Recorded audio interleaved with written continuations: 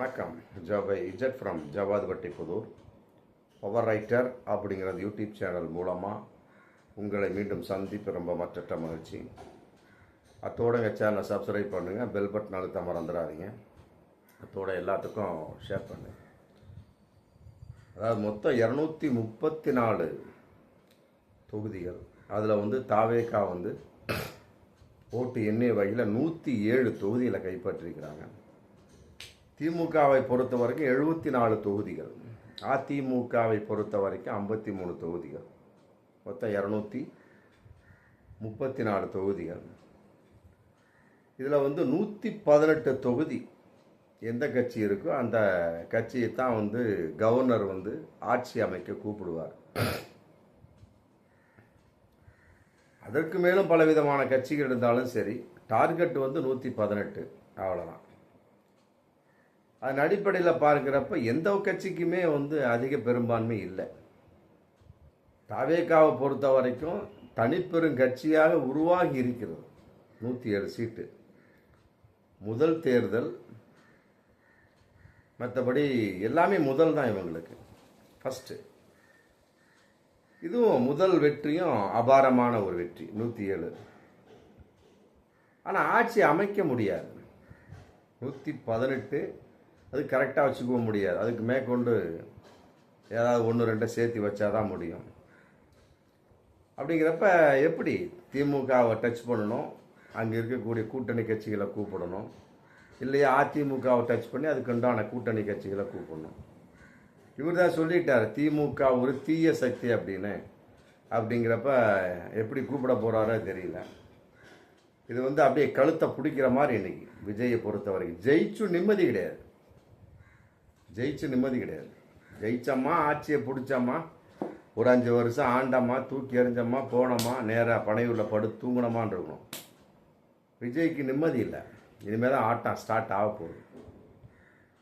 அப்படிங்கிறப்ப திமுக தான் அவர் சொல்லிட்டார தீய சக்தி அப்படின்னு. எப்படி கூப்பிடுவார்? திமுக 60 சீட்டு வந்திருக்கு. அடுத்தது பார்க்கக்கூடிய சமயத்தில் காங்கிரஸ் 5. அவங்க ஆல்ரெடி தாவேக்காவோட நாங்கள் கூட்டணி இருப்போங்கிற மாதிரி தான் இந்த மாணிக் தாக்கூர், மற்றபடி 2-3 பேர் அதை உல்ட்டா புல்ட்டா அடித்த சோடிங்கிற யாரோ ஒரு ஆள், காங்கிரஸினுடைய பொறுப்பாளர், எல்லாம் அப்படியே ஒரு புள்ளி வச்சாங்க. அப்புறம் ராகுலுடைய ஒரு நிலைப்பாடு, மற்றபடி சிதம்பரத்தினுடைய ஒரு பஞ்சாயத்து எல்லாம் முடிச்சு பழையபடி திமுக கூட்டணிக்கு வந்தாங்க. இப்போ பழையபடி காங்கிரஸ் 5 சீட்டு ஜெயிச்சிருக்கிறாங்க. தாவேக்காவுக்குள் ஏதோ ஒரு வகையில் நம்முடைய ஒரு ஆதரவை தெரிவித்து ஏதோ 2 அமைச்சர் சீட்டு வாங்கலாம் அப்படின்னு ஐடியா போட்டுட்ருக்குறாங்க காங்கிரஸ்.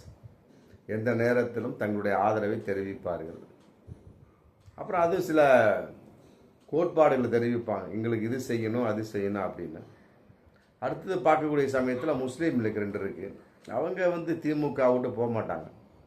கோடி ரூபா கொடுத்தாலுமே கூட திமுகவை விட்டு போக மாட்டாங்க. மற்றபடி சிபிஎம், சிபிஐ, மார்க்சிஸ்ட் கம்யூனிஸ்ட், இந்திய 2 இடத்துல இருக்கிறாங்க.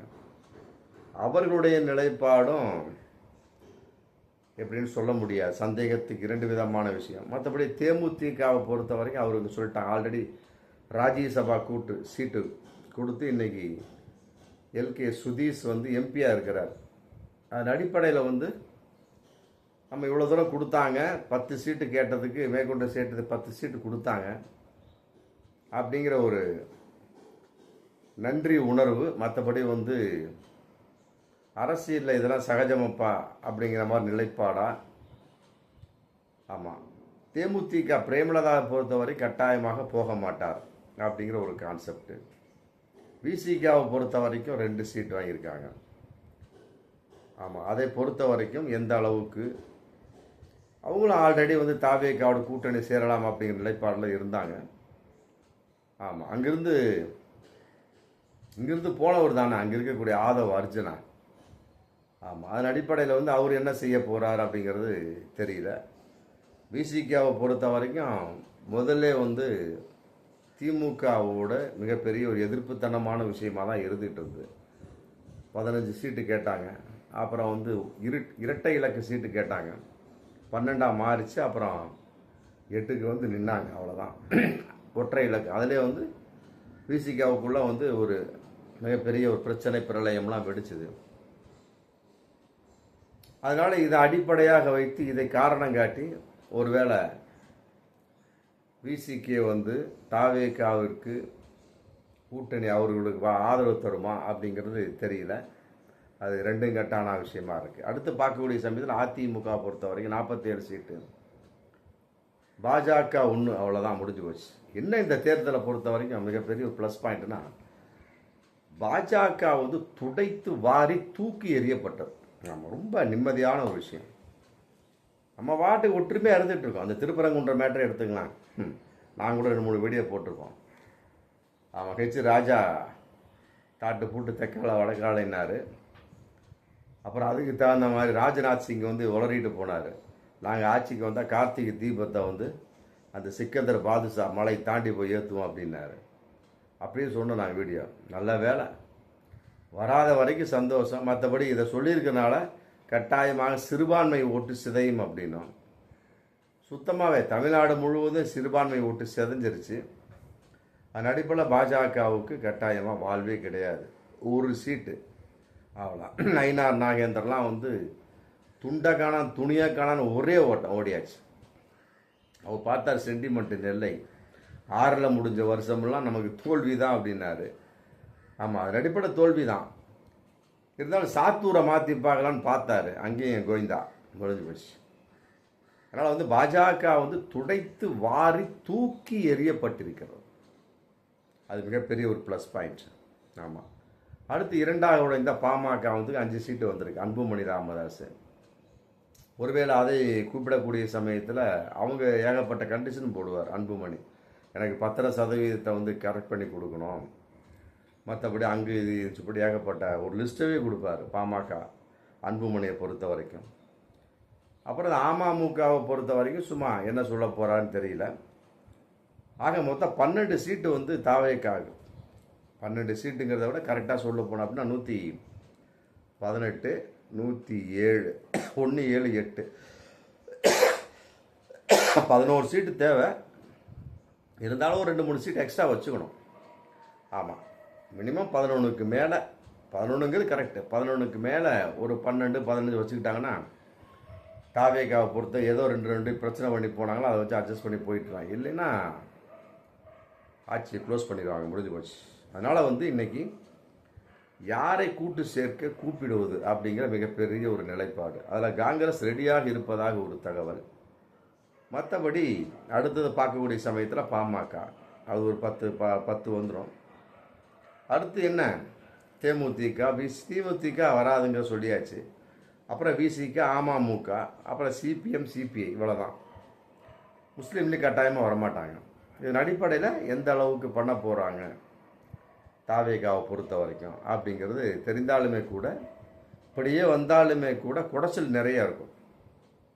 நிறைய குடைச்சல் இருக்கும். நிம்மதியாக ஆட்சி செய்ய முடியாது. அரசியல்னால் என்ன அப்படிங்கிற அந்த ஞானம் வந்து அப்போ தான் விஜய்க்கு வரும். அவர் நினச்சிக்கிட்டாரு ரோட்டில் கையை காட்டின மாதிரி சட்டமன்றத்திலலாம் கையை காட்ட முடியாது. இந்த இப்படி ரோடு ஷோ, வீதியில் வேணால் ரோடு ஷோ போடலாம், சட்டமன்றத்துக்குள்ளே போயிட்டால் ரோடு ஷோலாம் போக முடியாது. இதெல்லாம் ஏகப்பட்ட ஒர்க்கு இருக்குங்க, சாதாரண ஒர்க்கு கிடையாது.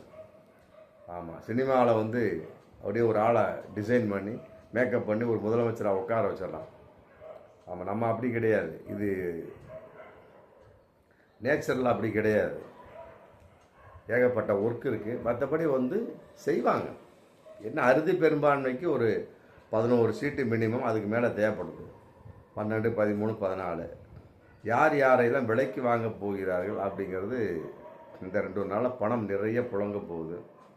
ஆமாம், அதில் ரொம்ப லம்பாக இருக்கிறது வந்து காங்கிரஸும் பாமகவும் தான். அவர்கள் வந்தாங்கன்னா அப்புறம் பின்னால் அமமுக கட்டாயம் வந்துடும். 10, 11 சீட் கரெக்டாக இருக்குது. காங்கிரஸ் செஞ்சு பாமக ஒன்று, அமமுக தைரியமாக வருவாங்க, அதில் மாற்று கருத்தே கிடையாது. ஏன்னா ஆல்ரெடி வந்து அமமுக பொறுத்த வரைக்கும் எடப்பாடிக்கும் தினகரனுக்கும் பிடிக்காது. எடப்பாடி அதான் அன்றைக்கே சொல்லிட்டார். ஆமாம், கூட்டணி அறிவிச்ச ஒரு 2-3 வார்த்தையை சொல்லிட்டார். தேவைப்பட்டால் இருக்கலாம், அப்புறம் தேர்தலுக்கு பின்னால் அவங்க பிரிஞ்சிடலாம் அப்படின்ட்டாரு. ஒரு 2-3 வாரத்துக்கு முன்னால் கூட அதான் சொன்னார். கூட்டணிங்கிறது சும்மாப்பா, தேர்தலுக்கு பின்னால் ஆளால் அவங்க வழியை பார்த்துக்கலாம் அப்படின்னு சொல்லிட்டு அப்படிங்கிற அமமுக கன்ஃபார்ம். ஆமாம், இன்றைக்கி ஒரு நேரம் ஒப்பந்தம் போட்டிருப்பாங்க தாவேக்காவோட. நாங்கள் ஆதரவுக்கு தயாராக இருக்கிறோம், என்ன அமௌண்ட்டு தர்ற, பெட்டி சும்மா பறக்கும். ஆமாம், அந்த மாதிரி இருக்குது. பாஜகவை பொறுத்த வரைக்கும் ஆதரவுக்கு வரப்போகிறார்களா அப்படிங்கிறது பெரிய விஷயம். வந்தாங்கன்னா குடைச்சல் ஜாஸ்தியாக இருக்கும். ஏன்னா அவர் சொல்லிட்டுருக்காருல, தாவேக்காவை பொறுத்த வரைக்கும் பாஜக வந்து கொள்கை எதிரியான கட்சி அப்படின்னு இருக்கிறாரு. அதிமுக ஃபுல்லாக வந்தாங்கன்னா சூப்பராக இருக்கும், 47 சீட்டு.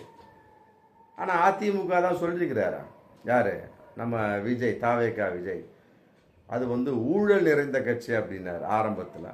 ஆமாம், ஜெயலலிதா அம்மையார் சிறைச்சாலைக்கு சென்றவர், அதனால் வந்து ஊழல் நிறைந்த கட்சி அப்படின்னாரு. ஆமாம், அதான் நுணலும் தன் வாயால் கிடும். அரசியலில் ஒன்றும் இல்லை, அண்ணனும் இல்லை, தம்பியும் இல்லை, நல்லவனும் இல்லை, கெட்டவனும் இல்லை, என்ன பகையாளியும் இல்லை, நட்பனும் இல்லை. அதனால் வந்து இது ஒன்றும் பெரிய விஷயம் கிடையாது. ஃபுல்லாக வந்து அப்படிங்கிறப்ப அவர் எடப்பாடி வந்து தான் சீட்டு கேட்பார். அவர் தானே வெள்ளங்கம்மை. இல்லாட்டி என்றைக்கு தாவேக அதிமுக கூட்டணி சேர்ந்துருக்குமே. இந்த முதலமைச்சர் போஸ்ட் அப்படிங்கிறத தடுத்தது தாவேகாவுக்கும் அதிமுகவுக்கும் இடை ஒரு கேப் உண்டானது. ஆமாம், இல்லாட்டி 2 பேரும் சேர்ந்துருப்பாங்க. ஆமாம், இல்லை முதல்ல விட்டு கொடுத்துருந்தான்னு வைங்க. விஜயை பொறுத்த வரைக்கும் எனக்கு வந்து துணை முதல்வர் பதவி, மற்றபடி நீங்கள் எடுத்துகிட்டு இந்நேரம் டக்கு நேரம் ஏறியிருப்பாங்க, சட்டசபையை முடிச்சிருப்பாங்க, பதவி பிரமாணமே பண்ணி முடிச்சிருப்பாங்க. ஆமாம், அதனால் வந்து இன்றைக்கி ரொம்ப அதிமுகவை பொறுத்தவரை என்ன செய்யலாம் அப்படிங்கிற மிகப்பெரிய ஒரு திட்டம். ஆனால் இதற்கு வந்து எடப்பாடி ஒத்துழைத்தார் அப்படின்னா முதலமைச்சர் போஸ்ட்டு கிடையாது. இல்லை அதுக்கு ஏதாவது ஒப்பந்தம் போட போகிறாங்களா, 2.5 வருஷம் அப்படின்னு போடுவாங்க. எடப்பாடியை பொறுத்த வரைக்கும் விட்டு கொடுக்க மாட்டார். இல்லை இதில் வேறு விதமாக எதை விட்டு கொடுக்க போகிறாரா அப்படிங்கிற விஷயம். அதே நேரத்தில் பாஜக சேர்க்கவே கூடாது, மறந்துடாதீங்க. தாவேக்காவுக்கு இதன் மூலமாக ஒரு கோரிக்கை, கட்டாயம் சேர்த்துடாதீங்க. அது புள்ள பூச்சியை பாக்கெட்டில் போட்ட மாதிரி குடஞ்சிக்கிட்டே இருப்பானுங்க, எதையாவது குடஞ்சிக்கிட்டே இருப்பானுங்க. அதில் பார்த்துங்க, ஒன்றும் விளங்காமல் பண்ணிடுவாங்க, பீகார் மாதிரி, மகாராஷ்டிரா மாதிரி. அது ரொம்ப கவனமாக இருக்கணும். பாமகவை பொறுத்து அது ஒரு சாதிய கட்சியாக இருந்தாலுமே கூட ஏதோ 2 விஷயம் கேட்பாங்க, மற்றபடி ஒரு ஈக்குவலாக போய்க்கலாம். ஆமாம், அமமுக ரெடியாக இருப்பாங்க. மற்றபடி திமுகவை கை வச்சா அப்படின்னா காங்கிரஸ், ஆமாம், இழுத்து பிடிச்சா சிபிஎம் மற்றதெல்லாம் வர்ற மாதிரி தெரியல. லாஸ்ட் அண்ட் ஃபைனலாக விசிக என்ன பண்ண போகிறாங்க அப்படிங்கிறது தெரியல. ஆக இந்த மாதிரி ஒரு சூழலில் வந்து தாவேக்கா மாட்டிக்கொண்டு விழித்து கொண்டிருக்கிறது. ஆமாம், அதான் நிலைப்பாடு. 118 சீட்டில் 12 ஒரு 15ஆவது தேவை வாய்ப்பு இருக்குது. அதற்கு வந்து என்ன முடிவெடுக்க போகிறார்கள் 2 நாளில் தெரியும். அதெல்லாம் கொண்டு போய் போனால் தான் நம்பிக்கை தீர்மானம் அதிக மெஜாரிட்டி காமிச்சாதான் ஆட்சியை ரன் பண்ண முடியும்.